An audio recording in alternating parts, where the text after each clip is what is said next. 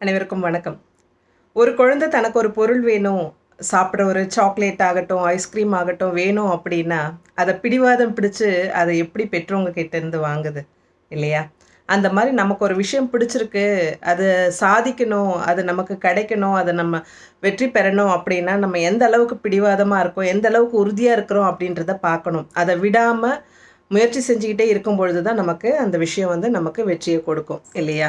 எத்தன பேர் ஒரு விஷயம் நீங்க ஜெயிக்கணும், சாதிக்கணும் அப்படின்னு நெனச்சுட்டு, அந்த விஷயத்த தொடர்ந்து முயற்சி பண்ணாம அத கைவிட்டுட்டு 4 பேர் 4 விதமா சொல்றாங்க, தவறா சொல்றாங்க, உன்னால முடியாதுன்னு சொல்றாங்க. அப்படின்றதுனால நீங்க என்ன பண்றீங்கன்னா, மனம் தளர்ந்து போய், சோர்ந்து போய் என்ன பண்றீங்க, அத விட்டுட்டு திருப்பி வேற ஒரு விஷயத்துல உங்களுக்கு விருப்பம் இல்லாத ஒரு விஷயம், உங்களுக்கு பிடிக்காத ஒரு விஷயத்த நீங்க செய்யணும். மத்தவங்களுடைய கட்டாயத்துக்காக, மத்தவங்களுடைய உந்துதலுக்காக நீங்க அத செய்யணும்னு நெனைக்கிறீங்க. ஆனா அது தவறு. உங்களுக்கு எது பிடிச்சிருக்கோ, நீங்க எது செய்யணும்னு நெனைக்கிறீங்களோ, நீங்க எதுல ரொம்ப ஆர்வமா, விருப்பமா இருக்கீங்களோ, அத முயற்சியோட, பயிற்சியோட தொடர்ந்து முயற்சித்துட்டே இருங்க.